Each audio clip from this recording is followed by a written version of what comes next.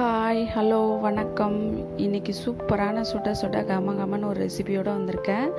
என்ன ரெசிபின்னு பார்க்கலாம் வாங்க. ஃபஸ்ட்டு ஒரு கடாயில் எண்ணெய் ஊற்றி கடுகு போட்டுக்கோங்க.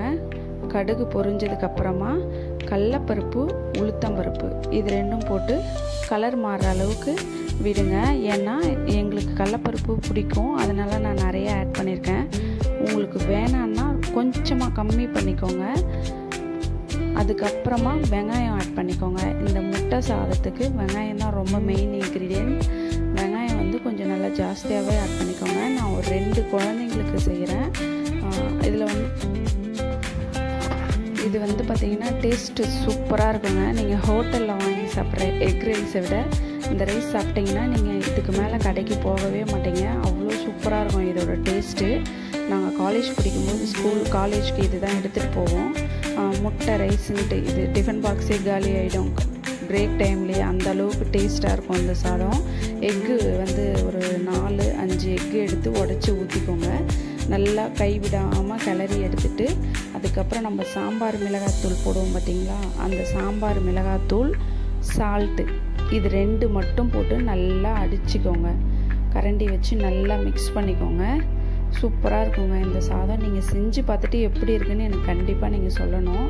இது வந்து நல்லா அடிச்சுக்கோங்க. கரண்டி வச்சு முட்டையும் அந்த மிளகாத்தூள், உப்பு இது எல்லாமே ஒன்றா கலக்கிற அளவுக்கு நல்லா வந்து கரண்டியில் வச்சு அடிச்சுக்கோங்க.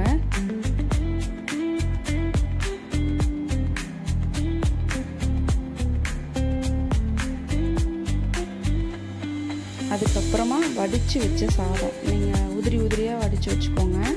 ரொம்ப குழன்னு ஆயிடுச்சுன்னா இந்த சாதம் வந்து இதுக்கு சரி வராது. கொஞ்சம் பலன்னு இருக்கிற மாதிரி வடித்து வச்சு இந்த முட்டை நல்லா பிரட்டினீங்க பார்த்தீங்களா, அதில் இந்த சாதம் போட்டு நல்லா கிளறி கொடுங்க. கிளறி கொடுத்துட்டு உப்பு காரம் எல்லாமே கரெக்டாக இருக்கான்னு செக் பண்ணுங்கள். செக் பண்ணிவிட்டு அதுக்கப்புறமா காரம் கம்மியாக இருக்குது, லைட்டாக எண்ணெய் கம்மியாக இருந்தால் எண்ணெய் ஊற்றிக்கோங்க. இதுக்கு டேஸ்ட்டு சூப்பராக இருக்கும். எண்ணெய் கொஞ்சம் ஜாஸ்தி ஊற்றிக்கோங்க. உப்புலாம் கரெக்டாக இருக்கான்னு பார்த்து செக் பண்ணி நல்லா கிளறி கொடுங்க.